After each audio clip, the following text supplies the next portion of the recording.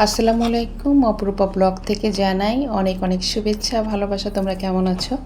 আশা রাখি ভালো আছো। যেহেতু প্রচণ্ড গরম পড়ছে, এর জন্য অনেকে অসুস্থ হয়ে পড়ছে। তো ইনশাআল্লাহ সবই ঠিক হয়ে যাবে। তা আজ আমি একটি রেসিপি নিয়ে আসলাম তোমাদের জন্য। শাপলা ইলিশ। আসলে ইলিশ মাছ আমরা বিভিন্নভাবে খেয়ে থাকি, তার মধ্যে শাপলা ইলিশটা কিন্তু অনেক জনপ্রিয় একটি রান্না। তাহলে বন্ধুরা চলো এই মাছটা আমি কিভাবে রান্না করি, মানে আমি যেভাবে করি সেভাবেই তোমাদের দেখাবো।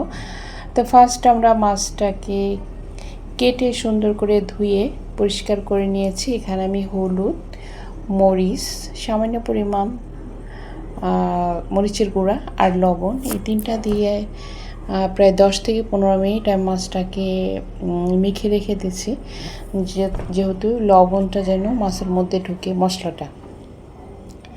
এবার কড়াইতে একটু আমি তেল দিয়ে নিব।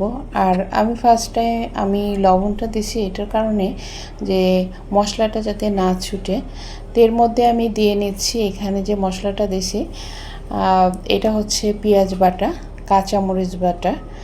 আর এখানে আমি কিন্তু অন্য কোনো মশলা ব্যবহার করব না, যেমন আদা রসুন। যেহেতু ইলিশ মাছের স্বাদ কিন্তু এমনিই অনেক অনেক সুস্বাদু হয়ে থাকে, এর মধ্যে যদি আদা রসুন আমরা বাটায় ব্যবহার করি তাহলে কিন্তু খেতে অতটা মজা লাগে না। আর আমি সাধারণত করি না। ইলিশ মাছ আমি যেভাবেই রান্না করি, শুধু মরিচ, হলুদ এগুলো দিই আর পেঁয়াজ হলো আমার মেন তরকারিটা ইলিশ মাছের জন্য। তো এইভাবে পেস্ট করে নেওয়ার পর ভালো করে কষিয়ে নিতে হবে যেন কাঁচা গন্ধটা না থাকে। এবার আমি হলুদের গুঁড়া আর মরিচের গুঁড়া দিয়ে দিব। তো এটা দিয়ে আবার আমাদের নাড়তে হবে যেন একদম ভুনা ভুনা হয়ে যায় সেভাবে। কারণ মশলার বিষয়টা হচ্ছে, যত তুমি মশলাটা কষাবে তত কিন্তু খাবারের মানটাও কিন্তু অনেক ভালো হয়।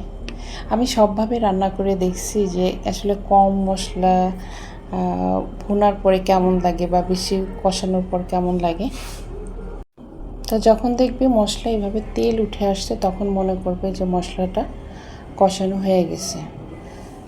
তার যেহেতু একটু গ্রেভি দেখাচ্ছে, আমি অন্য কোনো মশলা ব্যবহার করব না।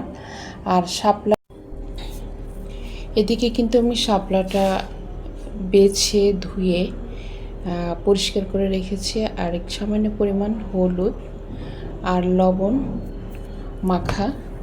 তো এবার আমি শাপলাগুলো দিয়ে দেব। আর শাপলাগুলো তোমরা এভাবে কেটে নেবে।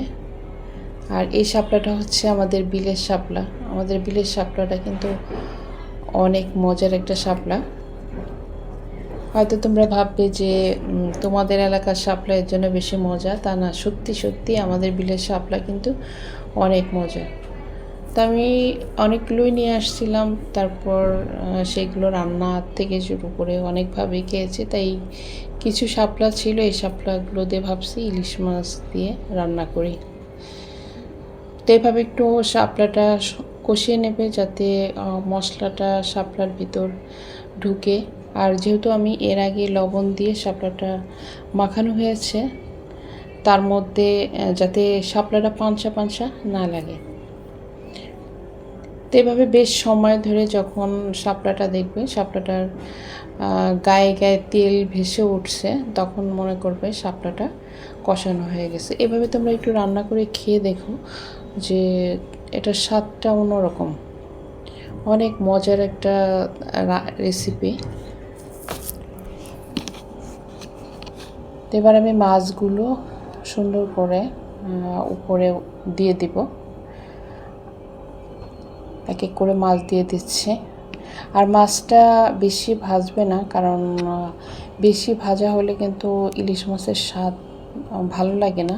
আর ভাজা হচ্ছে একদম, তুমি কড়া ভাজি যেটা করবে সেটার স্বাদটা হচ্ছে আলাদা। আর যেটা রান্না করবে সেটা হালকা ভেজে নিলেই ভালো, খেতে ভালো ভালো লাগে।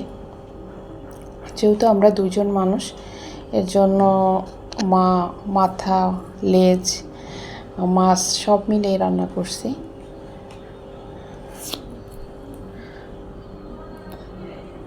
তো এবারে একটু উল্টিয়ে দেবে, চেষ্টা করবে একটু উল্টিয়ে দিতে, এপিট ওপিট যাতে মশলাটা ভিতরে ঢুকে।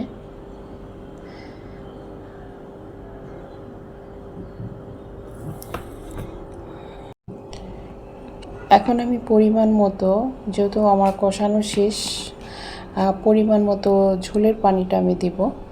আর ঝোলের পানি তোমরা গরম পানিটা ব্যবহার করতে পারো। গরম পানি দিলে কিন্তু তরকারির স্বাদটা কিন্তু দ্বিগুণ বেড়ে যায়। তো আমার এই রেসিপিটা তোমাদের কেমন লাগলো? যদি ভালো লেগে থাকে অবশ্যই লাইক, কমেন্ট, শেয়ার, সাবস্ক্রাইব করবে। আর অলরেডি যারা সাবস্ক্রাইব করেছো তাদেরকে অসংখ্য অসংখ্য ধন্যবাদ। তো এই দেখো আমি কতটুকু ঝোল রাখবো সেই পরিমাণে কিন্তু আমি পানিটা দিয়েছি। আর এখন কিন্তু বেশি সময় লাগবে না, একটা রান্না সব মিলে 10 মিনিটের মধ্যে কিন্তু এই ইলিশ মাছের রান্নাটা তোমরা করে নিতে পারো। তো ফাইনালি আমার রান্না শেষ। এই দেখো শাপলা ইলিশ। তো আজ এই পর্যন্ত, আবার কোনো নতুন ভিডিও দেখার আমন্ত্রণ জানিয়ে আজকের ভিডিওটি শেষ করছি। আল্লাহ হাফিজ, তোমরা ভালো থাকো, সুস্থ থাকো। আবার দেখা হবে নতুন কোনো ভিডিও নিয়ে।